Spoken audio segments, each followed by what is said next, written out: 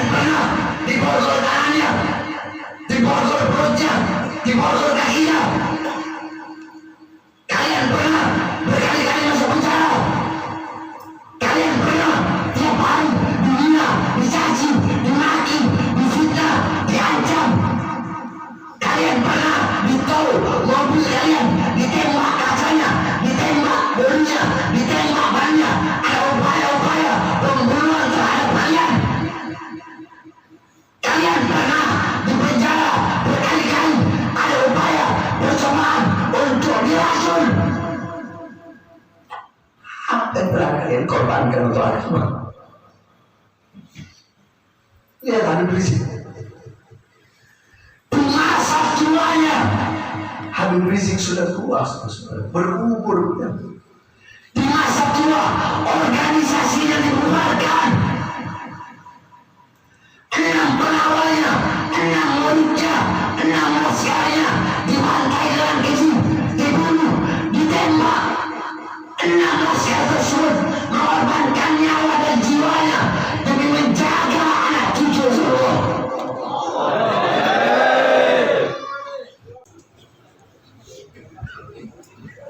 Assalamualaikum warahmatullahi wabarakatuh.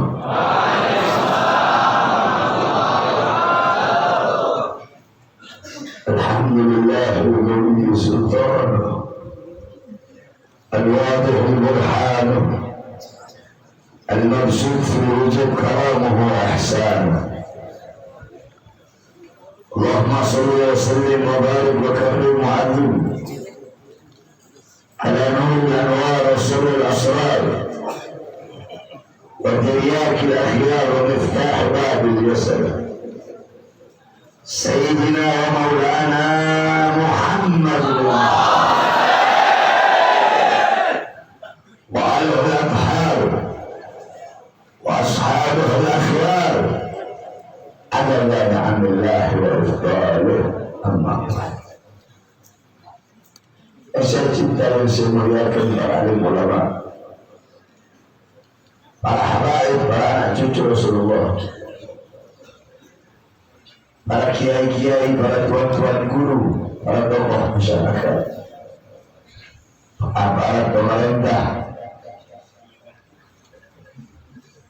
khusus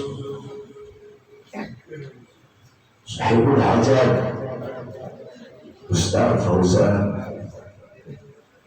serta segenap panitia peringatan haul wafat daripada Kiai Haji Suni bin Sa'id.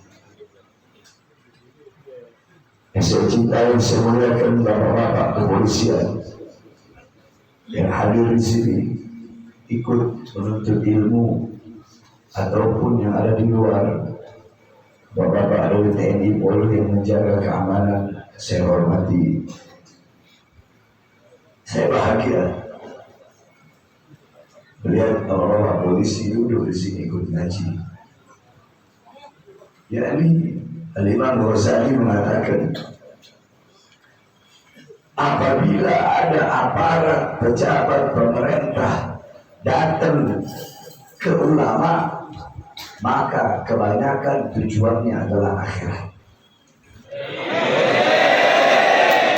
Tapi kalau ulama, ustadz, kiai, guru, habib yang datang ke pejabat, itu kebanyakan tujuannya dunia. Alhamdulillah, saya memberikan apresiasi yang besar.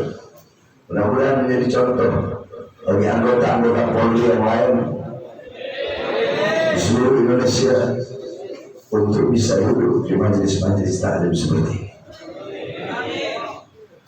Banyak orang kalau melihat polisi pikiran ada buruk aja. Sering saya sampaikan, saudara-saudara, jangan hanya gara-gara safir membocorkan perahu semua tenggelam. Saya tanya, jawab semua yang keras. Kalau kalian punya satu keranjang isinya buah semua, ada satu yang busuk, apakah bakal kalian buang semua buah itu?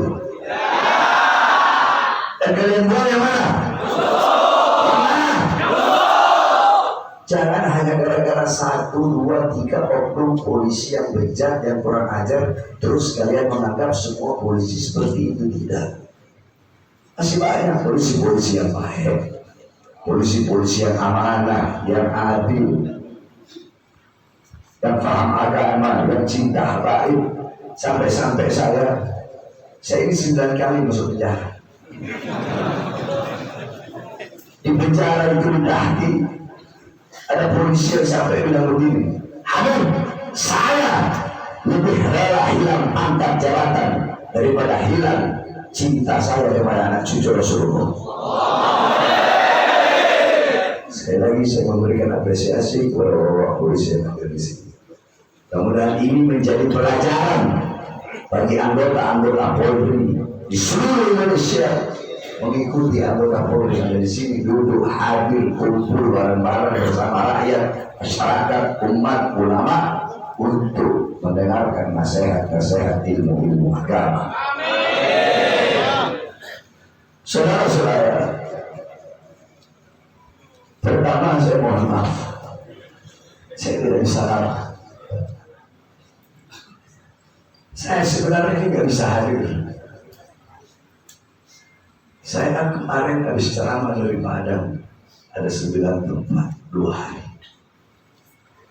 Pulang dari Padang, dari bandara, saya langsung ceramah, ada 6 tempat.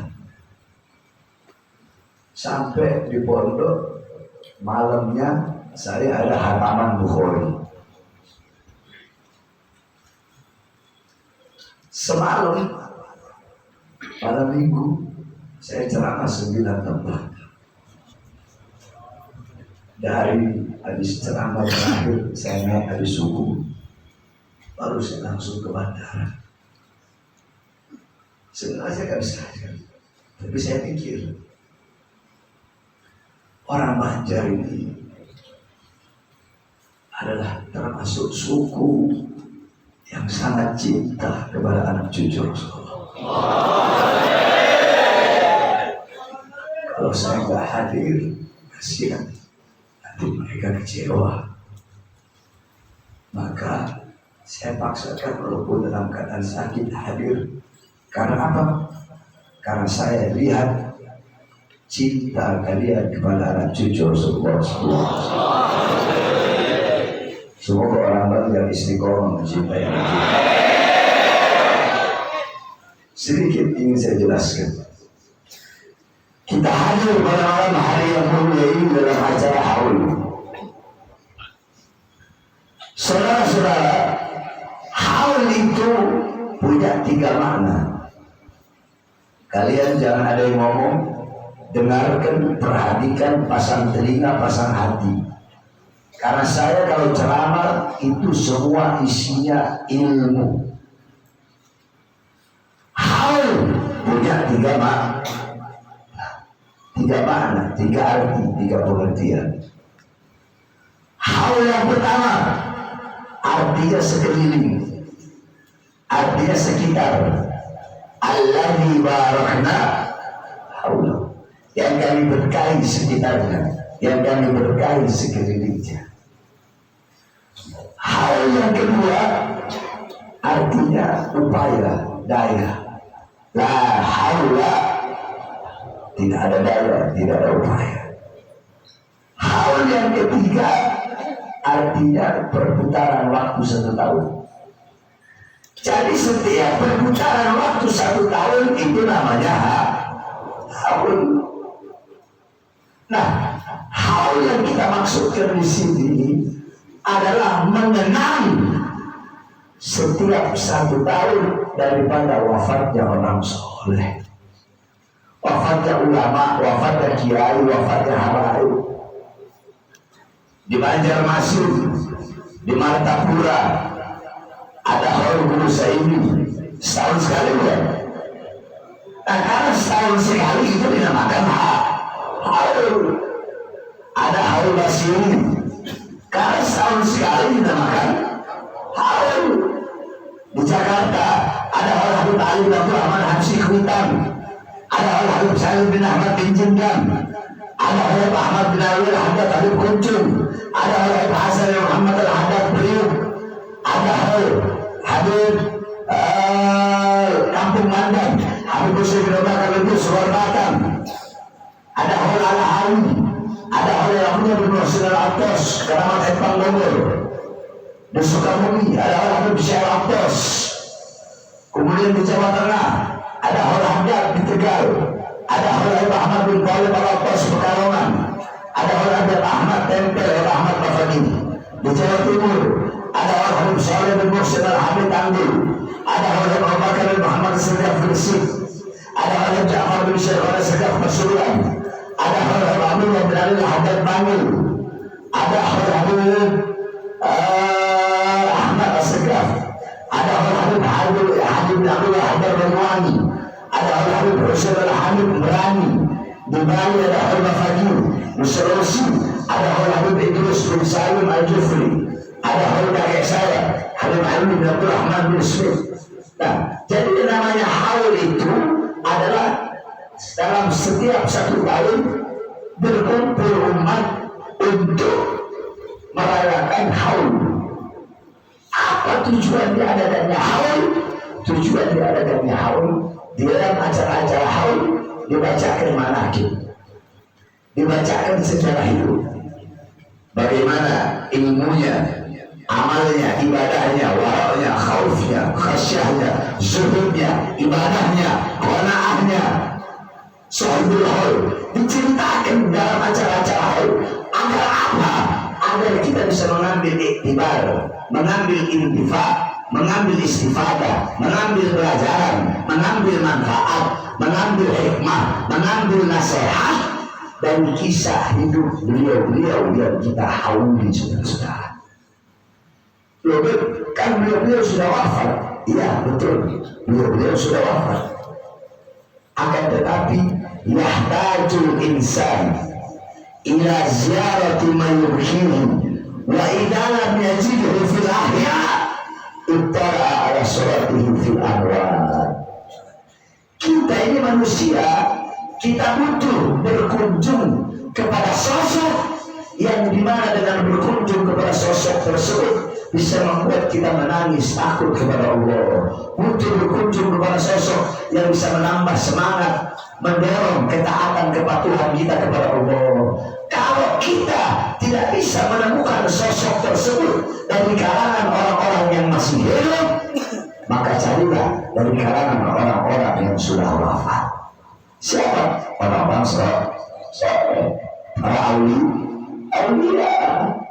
Nah, saudara-saudara, beliau Kiai Haji Suni bin Sa'di ini udah haul ke-6. Saya tanya, Ustaz, tiap hari baca Fatihah nggak buat beliau? Baca Fatihah kan? Famal hayat illa li ahlil ilm wa mal mautu illa li ahlil jahl. Tidak ada kehidupan kecuali kehidupan hanya miliknya orang-orang yang berilmu, dan tidak ada kematian kecuali kematian hanya miliknya orang-orang yang bodoh. Al-alim hayatuhu abada, orang yang berilmu. Coba besok-besok kalau bikin acara kayak begini itu soneng enak, jadi biar suaranya itu enak. Saya tenggorokan suka sakit kalau begini, jadi harus keras suaranya, kalau nggak kedengaran. Nanti jadi salah ya, besok-besok bikin yang enak soalnya. Gak ada kata mahal untuk Nabi Muhammad. Dangdut ngeluarin 100 juta, masa acara holsornya cuma 10 juta. Bagi orang Banjar. Sampai mana tadi saya?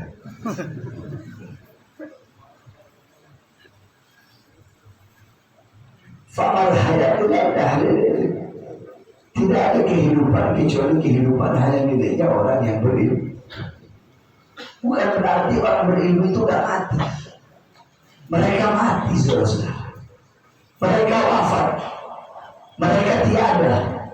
Jasad mereka hancur. Mereka terkubur. Akan tetapi mereka akan dikenang abadi selama-lamanya.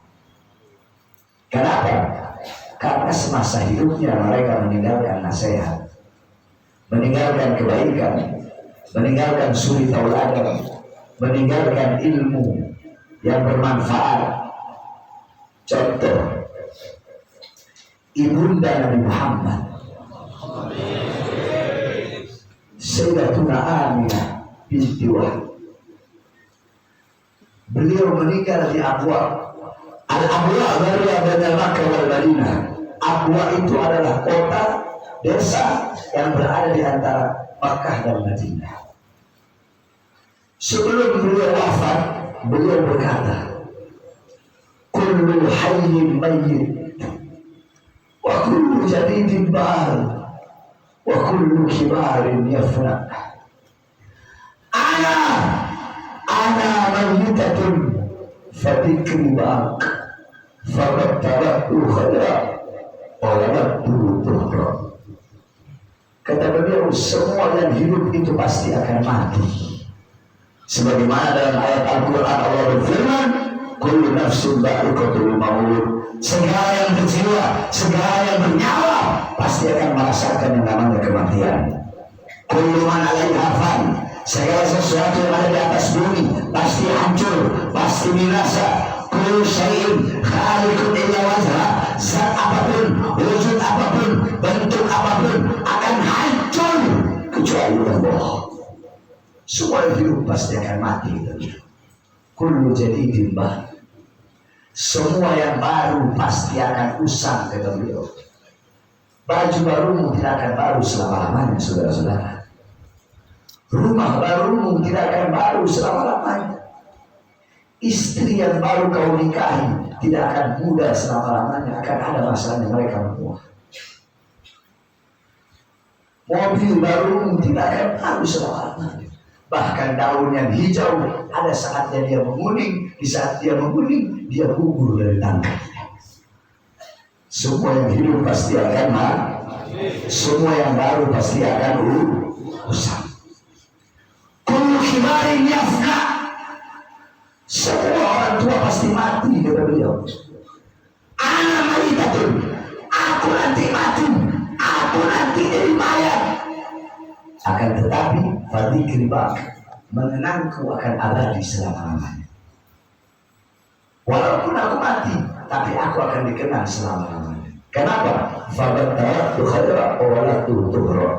Karena aku telah meninggalkan kebaikan kepada manusia dan telah meninggalkan anak yang suci untuk seluruh manusia. Apa kebaikan yang beliau tinggalkan? Baginda Nabi besar Muhammad. Siapa anak suci yang beliau tinggalkan? Baginda Nabi besar Muhammad. Sehingga setiap orang yang mengenang Nabi Muhammad maka pasti akan mengenang ibunda Nabi Muhammad.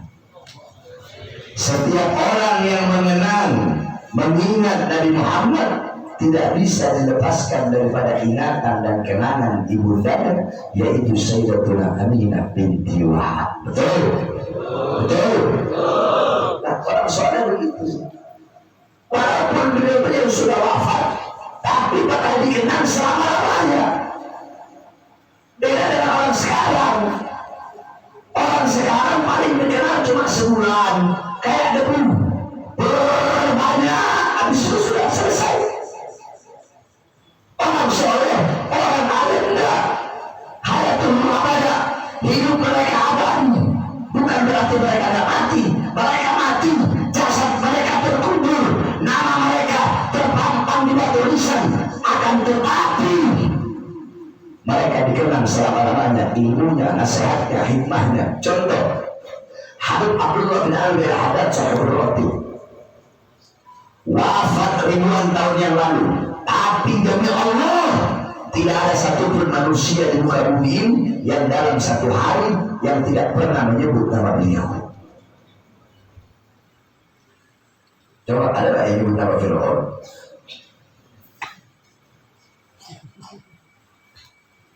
Hanya beberapa telah melepas wafat ribuan tahun yang lalu, tapi demi Allah tidak ada satu orang pun dalam satu hari yang tidak pernah menyebut nama beliau. Syekh Abdul Qadir Jailani, Syekh Abdul Hasan Asy-Syadzili, Syekh Ahmad Al-Rifai, Imam Asy'ari, Imam Ghazali wafat ribuan tahun yang lalu. Sampai detik ini tidak ada satu hari dalam sehari tidak ada satu orang yang tidak pernah menyebut nama beliau. Itu menjadi bukti bahwasanya beliau orang-orang yang hidup selama-lamanya, walaupun hakikatnya beliau wafat. Habib Abdullah bin Al-Haddad wafat ratusan tahun yang lalu, tetapi sampai detik ini, sampai hari kiamat, beliau hidup dalam apa? Dalam roti al-haddadnya, dalam nurul latifnya, dalam nasabul diniyahnya, dalam hikamnya, dalam adab sulukul muluknya, di dalam diwan haddadnya, dalam nasabul diniyahnya, dalam risalatul mu'awanahnya. Imam Ghazali wafat ribuan tahun yang lalu, sampai detik ini, sampai hari kiamat, beliau hidup dalam Ihya Ulumuddinnya, Bidayatul Hidayahnya, Minhajul Abidinnya, Mukasyafatul Qulubnya, Al-Watisnya, Al-Wasitnya, Kasyaful Ulumuhnya. Siapa lagi? Syekh Abdul Jailani wafat ribuan tahun yang lalu, sampai detik ini, sampai hari kiamat, beliau hidup dalam Al-Munyahnya, Fathul Rabbaninya, Futuhul Khairnya, Manakibnya. Syekh Hasan Asy-Syadzili wafat ribuan tahun yang lalu, sampai detik ini, sampai hari kiamat, beliau hidup di dalam Hizb Bahar, Hizb Nasornya, hidup dalam Mafakhirul Aliyahnya, hidup dalam Sirrul Jalil fi khawasi hasbunallah wa ni'mal wakilnya. Itulah para ulama, itulah orang-orang saleh. Ayamuhum maf'ulah wa amsaluhum fil qulub mawjudah. Jasad mereka hancur, raga mereka binasa, akan tetapi mereka hidup di dalam hati setiap pecinta-pecintanya. Ibarat kata lagu Malaysia. Kalau lagu-lagu Indonesia sekarang kan pop kan paling cuma 2 bulan, 3 bulan selesai ya. Tapi kalau lagu Malaysia zaman saya masih sekolah itu masih mondok, lagunya Iklim, lagunya Slam, Aniset, lagu sepanjang masa. Ibaratnya seperti itu, Pak. Ini orang soleh ini, beliau hidup selama-lamanya. Tapi ingat, bukan berarti gak mati, tetapi beliau dikenal. Kenapa? Karena meninggalkan ilmu yang bermanfaat. Makanya tujuan diadakan haul, kita duduk di acara haul itu agar kita bisa menjadikan beliau sebagai uswah, butuah, teladan, pedoman dalam kehidupan kita sehari-hari. Makanya saudara-saudara, jangan jauh dari orang soleh, jangan jauh dari ulama, jangan jauh dari habaib, jangan jauh dari kiai. Majelis-majelis seperti pada malam hari ini, kalau kamu pengen tahu seperti apa perkumpulan Nabi Muhammad dulu, lihatlah sekarang. Seperti inilah perkumpulan Nabi Muhammad. Nabi Muhammad tidak mewariskan harta, tidak mewariskan pangkat, jabatan, perhiasan, emas, permata. Bukan itu warisan Nabi. Warisannya Nabi ilmu, amal, akhlak, adab, wara, khauf, ikhlas, sabar, takwa, istiqomah, zuhud, ibadah, qanaah, jihad, amar ma'ruf, nahi munkar. Ini warisan Nabi Muhammad. Kalian duduk di sini untuk mengambil bagian daripada warisan Nabi Muhammad.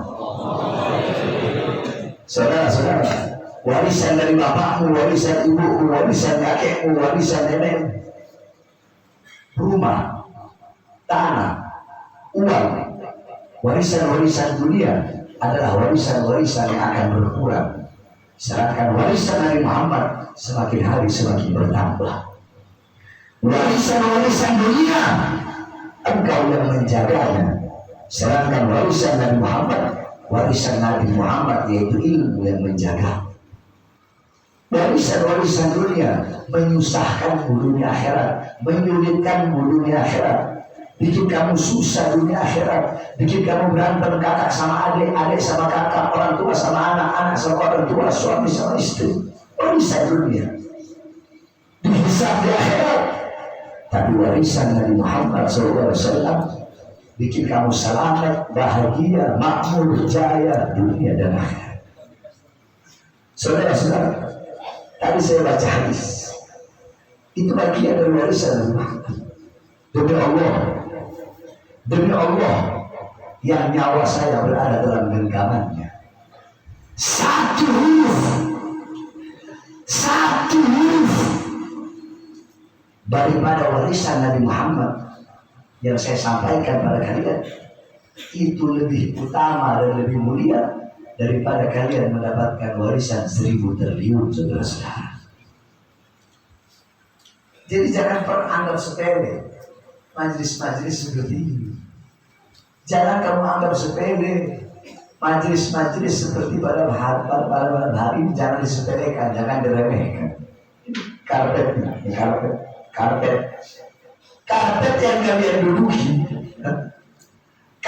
yang kalian duduki di sisi Allah, karpet yang kalian duduki demi Allah lebih mulia daripada kursi yang diduduki oleh seorang presiden.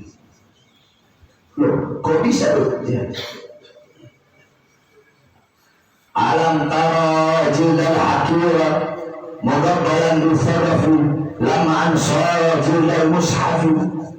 Tidak pernahkah kalian melihat, tidak pernahkah kalian mendengar kulit yang hina, kulit yang tidak berharga, kulit yang tidak bernilai, kulit tersebut dicium di bibir ketika kulit tersebut menjadi sampul dari ayat suci Al-Quran. Saya kasih contoh, saya kasih perumpamaan. Saya punya kulit, ini kulit saya belah dua. Kulit saya sebelah dua. Sama kan kulitnya kan? Kulit yang sama. Nah, bedanya yang ini saya bikin dompet, yang ini saya bikin sampul ayat suci Al-Quran. Kulitnya sama nggak? Sama nggak? Orang mana yang mas banyak? Sama nggak? Sama nggak? Yang ini saya bikin dompet. Nyentuhnya harus pakai punya wudhu atau bebas? Boleh nggak dari bawah? Boleh nggak dari tempat sampah? Boleh nggak digantongin? Boleh nggak dilempar? Boleh nggak dibuang? Yang ini jadi sampul ayat suci Al-Quran. Apakah boleh menyentuhnya pakai wudhu? Harus pakai wudhu. Boleh taruh di tempat yang bawah? Harus taruh di tempat yang ditinggi, dimulia, diagung, disuci. Kulitnya sama nggak? Terus kenapa bisa beda perlakuannya? Kenapa? Karena yang satu bercampur dengan sesuatu yang mulia. Apa itu? Ayat suci Al-Quran. Kursi presiden sama dari Musa. Ini karpet juga sama dari Musa. Saya bisa jelaskan bukan enggak? Cuma bedanya karpet yang kalian duduki menjadi mulia kalau duduknya kalian di sini untuk menuntut ilmunya Allah Subhanahu wa Ta'ala. Makanya saya bilang karpet yang kalian duduki lebih mulia dari kursi presiden agar kalian tidak meremehkan majelis-majelis taklim dan majelis-majelis ilmu seperti pada malam hari ini. Jangan remehkan saudara. Jangan jauh dari ulama, jangan jauh dari para kiai, jangan jauh dari para habaib. Ulama itu pewarisnya Nabi Muhammad. Nabi Muhammad tidak mewariskan harta, pangkat, jabatan. Ulama pewaris Nabi, ulama penerus perjuangan Nabi, ulama penyambung lidah Nabi, ulama pemegang tongkat estafet perjuangan Nabi. Jangan jauh dari ulama. Almarhum Ahmad Ahab, seseorang telah di akhirat akan dikumpulkan bersama dengan orang yang dia cintai. Imam Malik berkata, wahai kaum yang abdul jamaah, pecinta kaum akan berkumpul dengan kaum yang kau cintai. Kalau yang kau cintai, yang kau idolakan, para ulama, orang soleh, kiai, habaib, para wali, di akhirat mereka dimuliakan, engkau dimuliakan. Di akhirat mereka berkumpul bersama Nabi Muhammad, engkau pun berkumpul bersama Nabi Muhammad. Tapi kalau di dunia yang engkau idolakan para artis, para orang barat, mengikuti gaya hidup mereka, cara berpakaian mereka, mengikuti maksiat mereka, mungkarat mereka, maka di akhirat mereka diazab, engkau pun akan diazab oleh Allah Subhanahu wa Ta'ala. Jangan jauh dari ulama, jangan jauh dari orang soleh. Kalau bisa jadi ulama, nggak bisa jadi ulama, oke, nggak bisa jadi ulama, ikuti hadis Rasulullah. Apa kata Rasulullah? Kun aliman, hei sekalian umatku, jadilah kalian orang-orang yang berilmu. Beb, saya nggak bisa jadi orang berilmu, beb. Saya kan nggak ngaji, nggak bisa. Ada pilihan kedua. Kun muta'alliman, jadilah jadilah orang yang menuntut ilmu. Beb, saya udah tua, nggak bisa ngaji, nggak bisa menuntut ilmu. Otak saya berubah, nggak mau, nggak bisa jadi santri. Ada pilihan ketiga. Kun musami'an, jadilah pendengar ilmu, pendengar nasihat, pendengar hikmah. Seperti pada malam hari ini, kalian menjadi golongan yang ketiga, yaitu musta'ad. Bib, saya nggak ada waktu buat dengerin ilmu, nggak ada waktu buat hadir majelis taklim, nggak apa-apa. Ada pilihan terakhir. Apa itu? Kun muhibban, jadilah bercinta. Cinta itu modal yang paling besar bagi kalian untuk bisa berkumpul dengan Nabi Muhammad. Kalau jadi ulama nggak bisa jadi santri nggak bisa jadi pendengar ilmu, jadi pendengar ilmu nggak bisa jadi pecinta ilmu, pecinta ulama, pecinta ustaz, pecinta guru, pecinta kiai, pecinta habaib. Agar apa? Agar di akhirat mau kumpulkan kalian bersama Nabi Muhammad. Sebab kabar kedekatan kalian gampang saudara. Saya kasih tahu, kalau kamu pengen tahu di akhirat nanti seberapa dekat dengan Nabi atau seberapa jauh dengan Nabi, gampang caranya. Lihat di dunia, seberapa dekat engkau dengan ulama, seberapa dekat dengan majelis ilmu, maka sedekat itu kau berada dekat dengan Nabi Muhammad. Tapi kalau di dunia jauh dari ulama, jauh dari orang soleh, jauh dari habaib, jauh dari majelis ilmu, maka dipastikan di akhirat engkau pun akan jauh dari Nabi Muhammad. Maka mata-mata yang celaka kelak di akhirat adalah mata-mata yang diharamkan untuk memandang wajah indah baginda Sayyidina Muhammad. Saya tanya semuanya, jawab yang keras. Di akhirat pengen berkumpul bersama Nabi juga? Pengen Nabi juga? Pengen Nabi juga? Maka duduk kumpul bersama ulama. Kan Rasulullah bilang, manjala saliman fakana manjala sali di dunia, faman jala sali di dunia adalah surma yaman dia. Siapa orang yang di dunia duduk berkumpul bersama ulama, maka saya akan duduk denganku di dunia. Siapa orang yang duduk denganku di dunia, kelak di akhirat akan aku dudukkan dia bersamaku. Jadi kalau pengen duduk bersama Nabi Muhammad gampang di dunia, duduk dengan para pewaris Nabi Muhammad. Jadi pertama jadi orang nggak bisa jadi yang keras, jadi nggak bisa jadi pendengar, nggak bisa juga jadi. Itu pilihan terakhir. Wala takul khamisan, jangan kalian jadi golongan yang kelima. Siapa golongan yang kelima?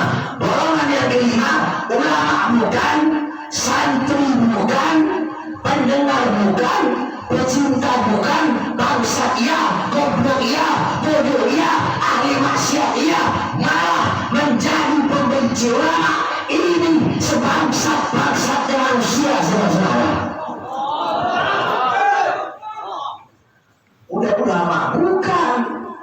santri bukan, pendengar ilmu bukan, bangsa iya, bejat iya, ahli maksiat iya, malah membenci ulama, malah membenci apa? Malah membenci dia, malah membenci para guru. Nah, ini al-anudas, paling laknatnya manusia. Oleh karenanya sekali lagi, cintai ulama, dekat dengan ulama, dekat dengan orang soleh, itu wasiat saya. Bikin senang Rasulullah, bahagiakan Rasulullah. Dengan apa? Dengan selalu hadir di majelis-majelis Rasulullah, berkumpul bersama para ulama. Saudara-saudara, pengorbanan Rasulullah untuk kita, untuk apakah kalian tidak tahu bagaimana pengorbanan Rasulullah untuk kita? Bagaimana perjuangan Rasulullah agar iman sampai kepada kalian, agar Islam sampai, agar takwa sampai, agar sholat sampai, agar masjid sampai, agar pesantren sampai, agar ulama sampai.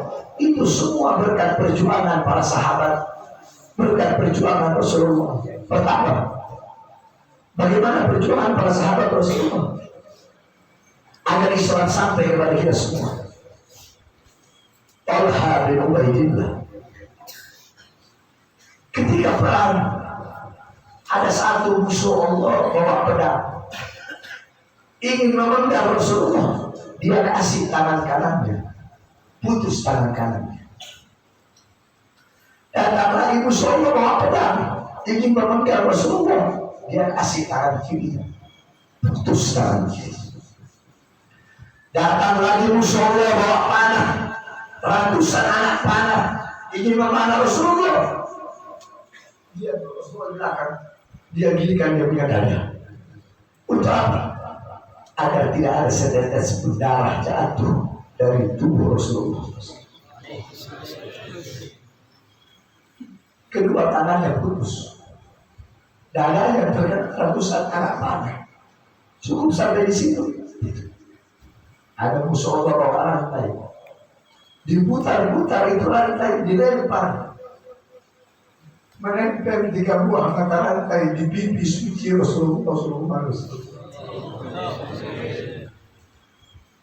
Pipi yang tidak pernah sepi dari cahaya Allah, pipi yang selalu menangis mendoakan untuk umatnya, menempel 3 buah mata rantai demi berjuang agar Islam sampai ke umat. Apa kata orang? Ya Rasulullah, maafkan, aku tidak bisa menghalau datangnya mata rantai itu. Kedua tanganku putus, badanku semua terkena anak panah. Izinkan aku mencabut mata rantai itu dengan gigi-gigiku terus. Dicabut pakai gigi Talha. Satu mata rantai copot giginya Talha terus. Satu mata rantai copot giginya Talha. Talha berubah itu betul. Kedua tangannya putus, dada yang terkena ratusan anak panah, giginya rontok. Berkorban untuk Rasulullah. Agar apa? Agar iman Islam sampai kepada kalian. Bagaimana perjuangan seorang wanita yang mati syahid pertama kali dalam Islam, Sumayyah binti Khabbab, dikubur setengah badan, dicambuk di tengah terik matahari, ditombak keluar isi perutnya, dipaksa keluar dari ajaran Muhammad. Apakah wanita itu lebih memilih kebebasan dunia? Sumayyah binti Khabbab lebih memilih mati daripada harus meninggalkan kecintaannya kepada Nabi Muhammad. Sayyidatina Asma binti Abi Bakar dalam keadaan hamil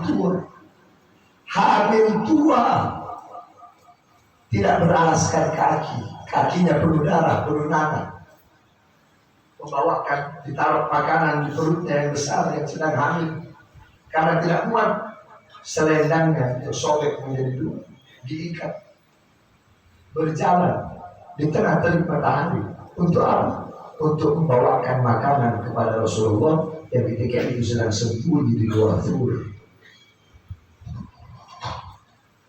Sayyidina Abu Bakar As-Siddiq, sebelum Rasulullah masuk ke Tur, beliau masuk lebih dulu. Untuk apa? Untuk memastikan aman, tidak ada satupun yang bisa menjahati Rasulullah. Semua lubang-lubang ditutup oleh beliau. Masuk Rasulullah, tidur di paha Abu Bakar As-Siddiq. Ketika tidur, ternyata ada satu lubang yang belum tertutup, saudara. Tiba-tiba keluar seekor ular. Ketika ular itu keluar, beliau tahan dengan tangannya. Ular beracun itu mematok tangan beliau, biru tangannya, menggigil badannya, tapi beliau tidak bergerak. Beliau tidak berteriak. Kenapa? Kalau beliau bergerak, Rasulullah bisa terbangun. Rasulullah bangun, Rasulullah bilang, Abu Bakar, kenapa kamu pucat? Apa kata? Saya Abu Bakar, Rasulullah tahan menggigit ular. Kenapa kamu tidak bilang? Kenapa kamu tidak teriak?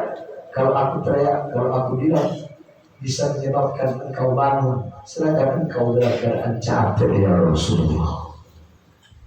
Lihat bagaimana perjuangan para sahabat agar Islam sampai kepada Rasulullah. Kakek kami Rasulullah selalu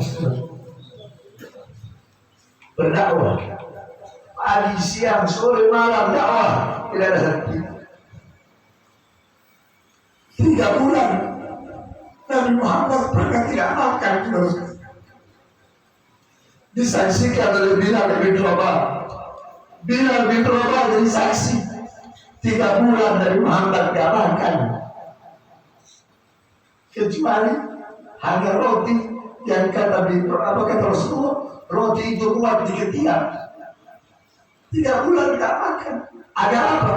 Agar iman Islam sampai ke mereka. 3 hari 3 malam mengganjal perutnya dengan batu, kelaparan. Kelaparan bukan untuk keluarganya, bukan untuk anak cucunya, bukan. Kelaparan demi kalian seperti itu. Rasulullah seorang manusia yang pipinya pernah terkena tulang tembus sampai ke sebelah. Demi siapa? Demi kalian semua studio.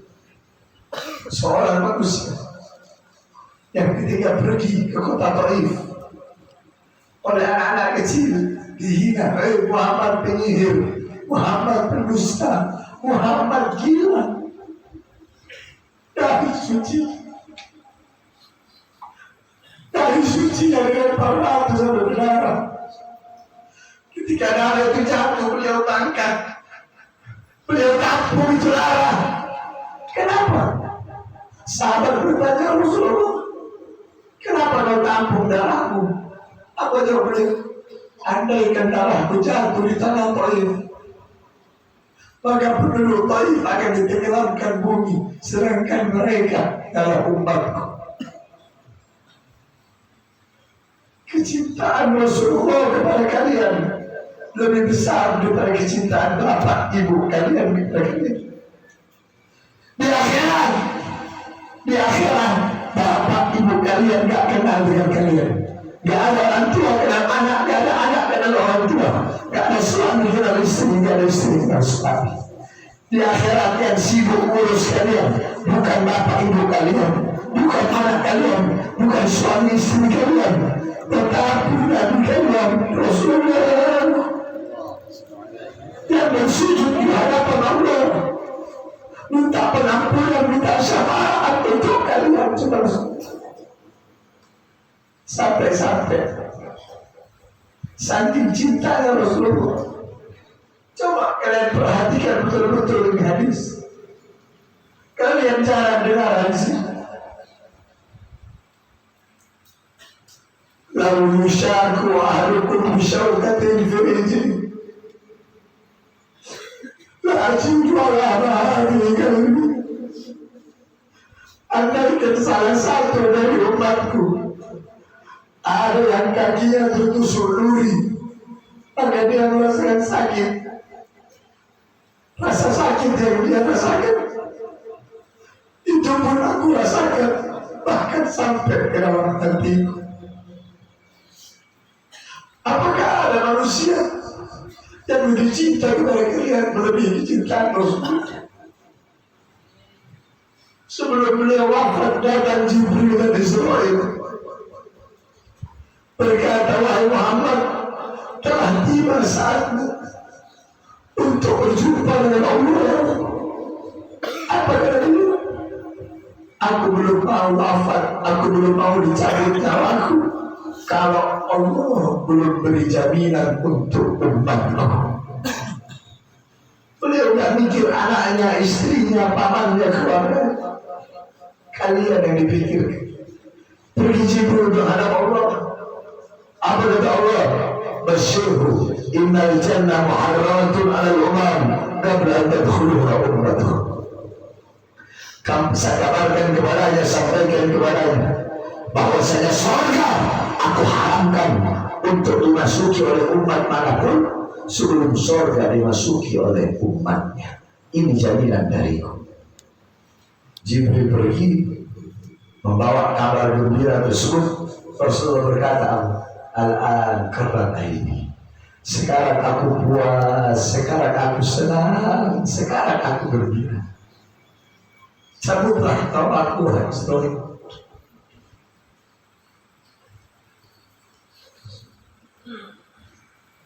Dicabut nyawa makhluk terlindungi. Dicabut nyawa makhluk yang paling agung. Ketika pencabutan nyawa,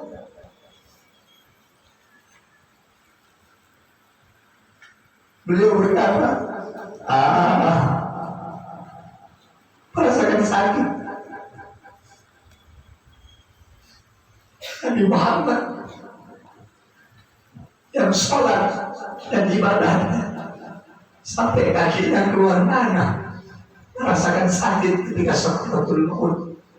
Maka bagaimana dengan orang-orang yang meninggalkan sholat? Bagaimana dengan para ahli maksiat? Dicabut lagi nyawa beliau mendesak. Di sebelah kanan beliau ada sebuah tempayan kecil berisi air. Beliau letakkan tangannya. Beliau usap keringat-keringat yang keluar dari wajah. Beliau berkata, ya Khalil Israel, wahai kekasihku Israel, apakah seperti ini rasa sakit dicabut nyawa? Iya ya Rasulullah.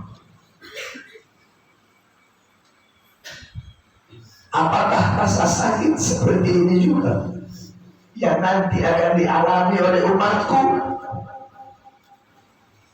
Umatmu akan merasakan rasa sakit yang lebih dari ini ya Rasul.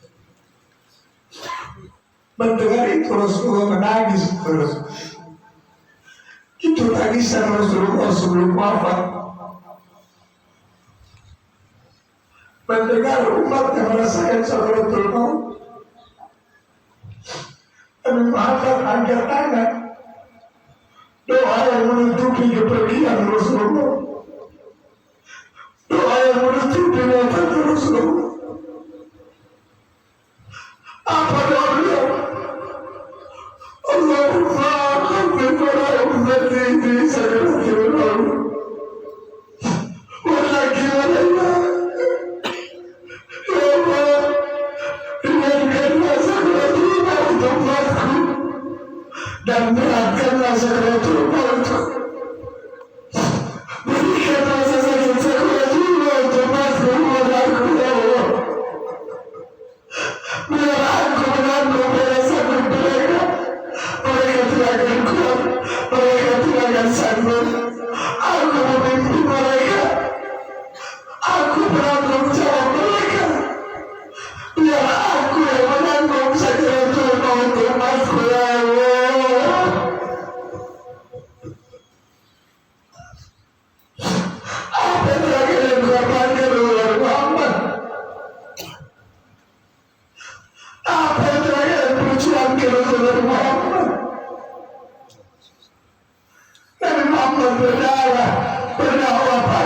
siang sore malam, kehujanan dan kepanasan, agar iman sampai, agar Islam sampai.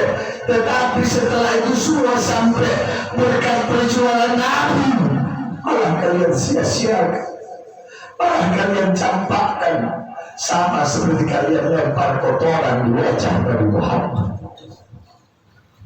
Maka saudara, jaga benar-benar Islam, jaga syariat Nabi Muhammad. Coba kalian pikir, apa yang sudah kalian perjuangkan untuk agama, untuk bangsa, untuk agama, untuk negara? Apa? Kalian pernah diborgol tangannya, diborgol perutnya, diborgol kakinya? Kalian pernah berkali-kali masuk penjara? Kalian pernah tiap hari dihina, dicaci, dimaki, difitnah, diancam? Kalian pernah ditol mobil kalian, ditembak kacanya, ditembak bodinya, ditembak bannya? Ada upaya-upaya pembunuhan terhadap kalian? Kalian pernah dipenjara berkali-kali? Ada upaya percobaan untuk diracun? Apa yang pernah kalian korbankan untuk agama? Lihat Habib Rizik, dimasak jiwanya. Habib Rizik sudah tua, berkubur. Dimasak jiwa, organisasinya dibubarkan. 6 pengawalnya, 6 muridnya, 6 maskarnya dibantai dengan keji, dibunuh, ditembak. 6 maskar tersebut mengorbankan nyawa dan jiwanya demi menjaga anak cucu Rasulullah. Di masa tuanya beliau di penjara. Saya 2009 saya masuk kasus kota. 2010 saya masuk kasus Mahri. 2011 saya masuk kasus Ahmadiyah. 2012 saya masuk kasus Demos. 2018 saya masuk kasus Habib palsu. 2020 saya masuk penjara lagi. 2020 saya keluar. Baru bebas 2 hari. 2 hari bebas, siang bebas, malam ceramah, besoknya udah ditahan lagi. Dibawa ke Nusa Kambangan, diborgol tangan saya. Dari borgol tangan nyambung ke borgol perut, dari borgol perut nyambung ke borgol kaki. Saudara-saudara, tidak ada sejarah ulama Habib penceramah sampai ke Nusa Kambangan, tidak ada sejarah. Mas, cukup sampai di sini. 2022 saya bebas. Belum sampai 1 bulan ditahan, dipenjara lagi saya. Kenapa? Karena saya membela 6 laskar yang wafat dibunuh. Saudara-saudara, pertanyaan saya, jawab. Saya Habib Rizik, Habib Hanif, kami para habaib, para habaib cucu Rasulullah berjuang untuk umat, untuk Islam, untuk bangsa, untuk rakyat. Kami berkali-kali dipenjara, kami ingin diungkam, bahkan ada percobaan pembunuhan. Saya tanya, jawab tegas, apakah kami penjara? Kami koruptor, kami narkoba, ada judi, ada miras, apa kami merampok nyawa rakyat, nyawa rakyat, jiwa bangsa negara. Terus kenapa kami berkali-kali di penjara? Kenapa kami diancam, difitnah, dihina, dicaci, dimaki tiap hari? Kenapa kami berusaha diungkam? Kenapa kami berusaha ada ancaman-ancaman dan ada percobaan pembunuhan? Kenapa? Satu jawabannya, karena di dalam tubuh kami mengalir darah suci kakek kami, Rasulullah. Mengalir darah Imam Ali, mengalir darah Imam Hussein, darah keberanian, darah berjuang. Karena dalam tubuh kami mengalir darah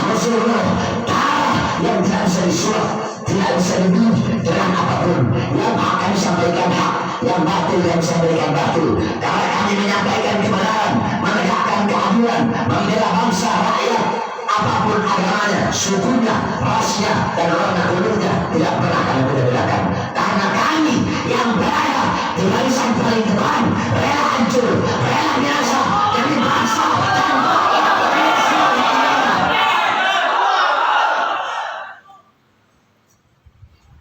Itu jawabannya. Karena kami menyampaikan kebenaran. Saya tanya, saya 2 hari baru bebas 2 hari. Siang bebas, malam ceramah. Saya sudah tahu, ini kalau saya ceramah pasti ditahan lagi. Iya, waktu itu saya sudah tahu. Awal-awal musim corona, katanya ceramahnya meresahkan masyarakat. Katanya ceramahnya provokasi, itu alasannya. Provokasi dan meresahkan masyarakat. Nah ini kan masyarakat semua. Nanti saya tanya. Pertama, saya bilang, hei presiden, hei pejabat, hei aparat, hei pemerintah, kenapa rakyat kalian gulung dalam rumah di masa corona? Rakyat kalian tak boleh keluar, kalian gulung dalam rumah, tapi tidak kalian beri kebutuhan pokoknya. Itu dibilang provokasi. Saya tanya, itu provokasi? Tidak. Provokasi? Tidak. Provokasi? Tidak. Yang saya sampaikan benar apa salah? Benar. Benar apa salah? Benar. Benar apa salah? Benar. Tapi katanya provokasi. Katanya meresahkan. Meresahkan. Meresahkan. Meresahkan atau pembelaan? Meresahkan atau pembelaan? Meresahkan atau pembelaan? Itu pertama. Yang kedua saya sampaikan, wahai para pemerintah, RT, RW, lurah, camat, bupati, wali kota, gubernur, menteri, presiden, mal-mal, perusahaan asing, mal-mal asing tetap buka di masa corona. Tapi warung-warung kecil milik pribumi Indonesia kalian paksa untuk tutup. Itu provokasi. Provokasi. Meresahkan. Meresahkan atau pembelaan? Meresahkan atau pembelaan? Yang keras, meresahkan atau pembelaan? Benar atau salah? Benar atau salah?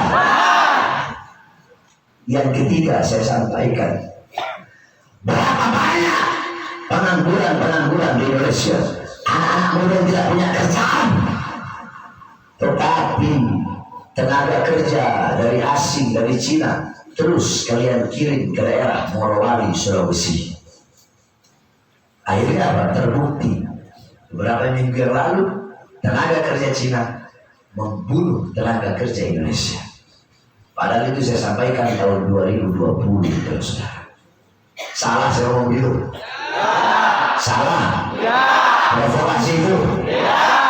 Provokasi? Meresahkan? Yang keras meresahkan? Meresahkan atau pembelaan? Meresahkan atau pembelaan? Yang saya bela siapa? Diri saya? Diri saya? Diri saya? Keluarga saya? Anak cucu saya? Murid saya? Teman saya? Orang tua saya? Terus saya bela siapa? Siapa?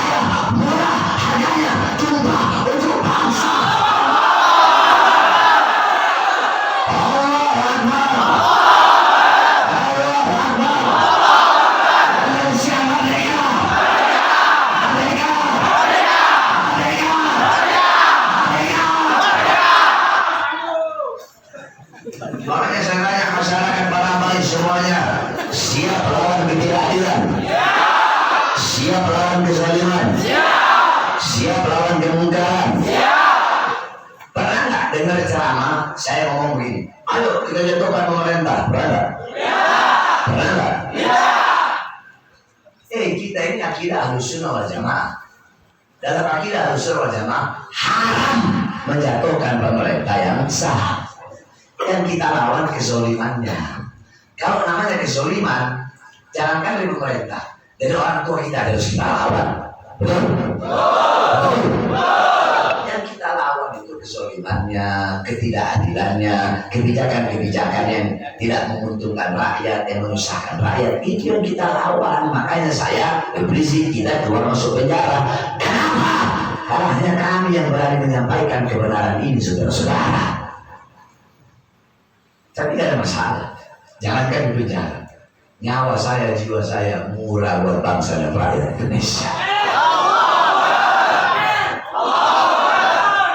Makanya saya sampaikan para pejabat, aparat, pemerintah, mulai dari tingkat RT, RW, lurah, camat, bupati, wali kota, menteri, presiden, tentara, polisi, panglima TNI, Kapolri, kalian semua jangan sombong sama pangkat dan jabatan kalian, betul?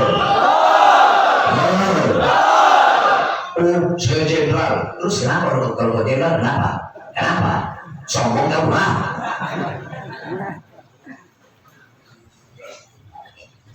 Baru jadi jenderal sombong. Saya kalau pakai jaket bintangnya bintang 5. Di akhirat tidak ada jenderal, betul? Tidak ada bintang, betul? Tidak ada raja, betul? Tidak laku. Di akhirat pangkat kalian, jabatan kalian tidak ada. Yang punya pangkat, yang punya jabatan, yang raja pada hari itu hanya satu. Siapa? Allah. Maka jadilah kalian pejabat pemerintah yang baik, yang taat, yang patuh kepada Allah dengan melayani rakyat dengan sesungguhnya. Sebab pejabat sekarang ini saya lihat, ya, yang mau calon RT, RW, lurah, camat, calon bupati, calon wali kota, calon gubernur, calon menteri, butuh sama rakyat kalau ada maunya doang. Benar? Saya berjanji akan memakmurkan rakyat. Saya berjanji akan mesejahterakan rakyat. Setelah tadi yang makmur bukan rakyat, yang sejahtera bukan rakyat, yang makmur partainya, yang makmur politiknya, yang makmur kursinya, yang makmur perutnya, kita bangsa dan rakyat Indonesia menjadi budak di negara kita sendiri, saudara-saudara. Saya jadi kasihan sama bapak polisi. Tiap hari kerja pagi malam gajinya segitu aja. Gak ada yang ikut sama pemerintah. Betul? Gaji bapak polisi sama gaji tenaga kerja Cina lebih banyak tenaga kerja Cina. Harus ada kembali, betul? Betul? Indonesia ini kalau memang pejabatnya amanat, itu jalan nggak diaspal pakai batu, pakai emas, saudara-saudara. Betul? Betul? Makanya saya tanya sekarang, ayo jawab coba, jujur. Kebutuhan pokok naik nggak? Naik. Cabai naik? Naik. BBM? Naik. Minyak goreng? Naik. Enak? Enak. Itu yang kita lawan, itu yang kita perjuangkan. Ketidakadilan, itu yang kita perjuangkan. Keadilan bagi seluruh rakyat Indonesia. Kebijakan yang menyelamatkan rakyat, itu yang kita lawan, saudara-saudara. Makanya saya sampaikan kalian para pejabat, jangan sombong. Kalian harus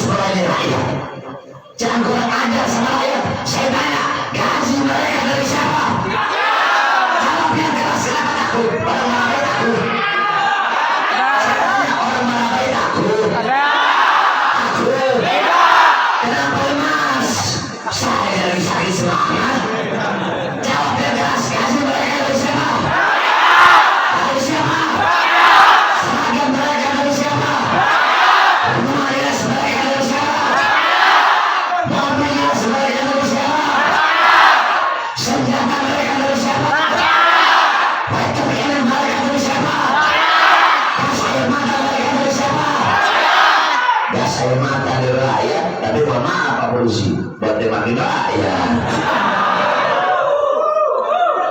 Tentara, tembak mereka ada siapa? Ada siapa? Ada siapa? Hari kami rakyat, keringat rakyat, darah rakyat. Maka kalian jangan semena-mena kepada rakyat.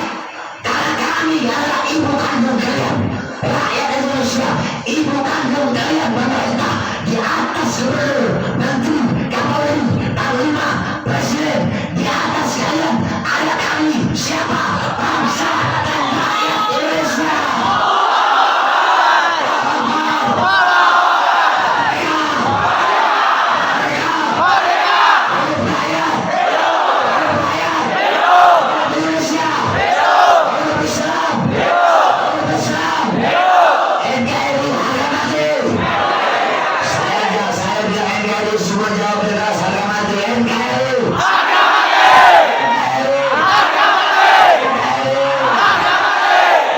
Mudah-mudahan Allah bikin pejabat-pejabat yang baik, amanah, taat, adil.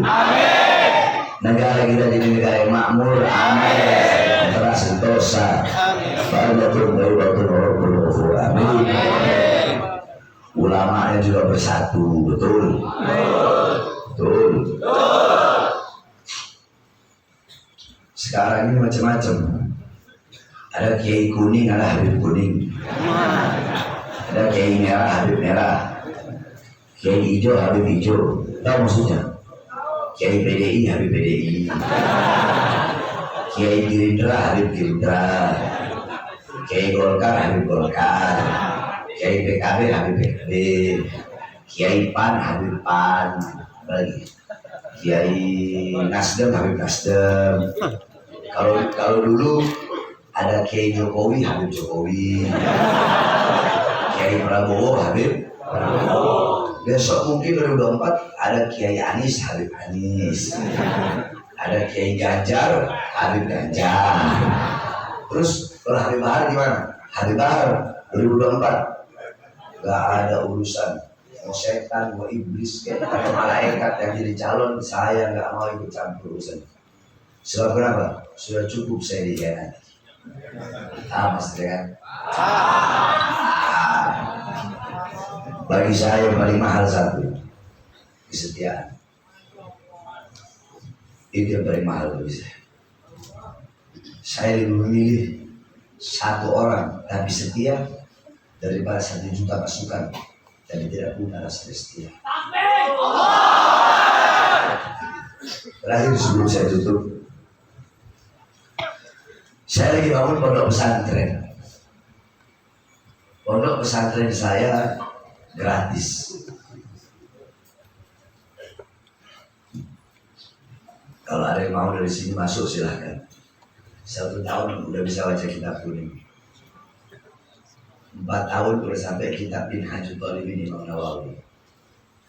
6 tahun udah hatam Ihya, hafal Ihya, Risalah Ibn Mukri, Risalah Syariah, sama Syarah Ibn Hajib.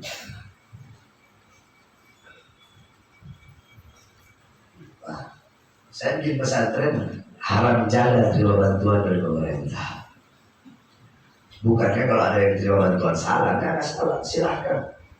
Mau terima bantuan silahkan, halal. Cuma buat pribadi saya haramkan. Kenapa? Ikhtiar, saya berhati-hati. Sebab kalau saya terima, akan tertanam dalam hati saya rasa mendiamkan kezalimannya. Beb, itu pejabat kada benar, Beb. Kenapa biarkan? Ulun kada enak. Kemarin habis dikasih Pajero. Banyak ya, Biru? Banyak gak? Banyak gak? Makanya saya mau ngomong apa aja, bebas, gak urusan. Betul? Maka saya harapkan jamaah yang hadir untuk bisa mengeluarkan hartanya di jalan Allah.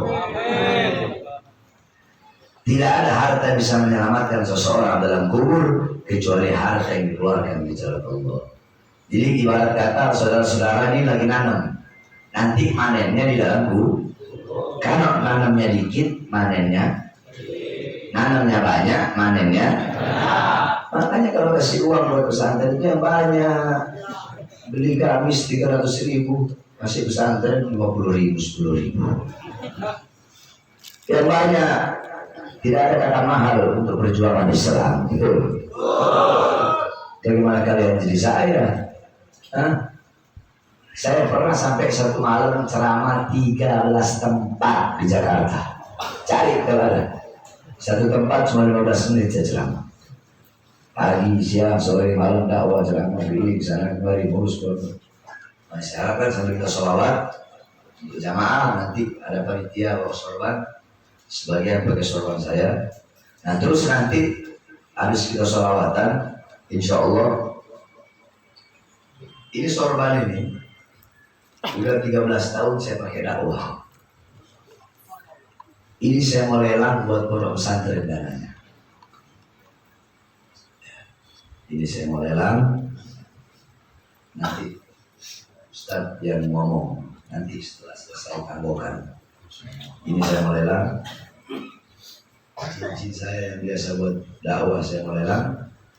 Sama tasbih yang sudah 20 tahun saya pakai untuk baca rotib hadat, rotib atos, Wirdul Latif, Mafatihul Sa'adat, Futuhatul Arsyiyah, Wirdul Kabirul Sugi Syukur Salim, Izib Rafiq, Izib Nawawi, Izib Bahar, Izib Nakal Sebasa Syadili, Wirdul Sakral, Lailul Khairat, kemudian Jaliyatul Qadar, dan Wirdul lainnya. Itu saya mau lelang. Siapa yang mau beli, silahkan. Nanti habis ini sama Ustaz yang ngomong. Kalau saya nggak bisa ngomong begitu.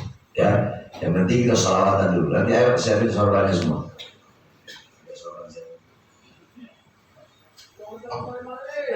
Ayo sholawatan semangat ya. Nanti sampai di luar dulu. Di luar semuanya ustaz-ustaz kiai-kiai, haji-hajinya semua. Tidak ada yang beli. Ayo, sholawatan. Salatullah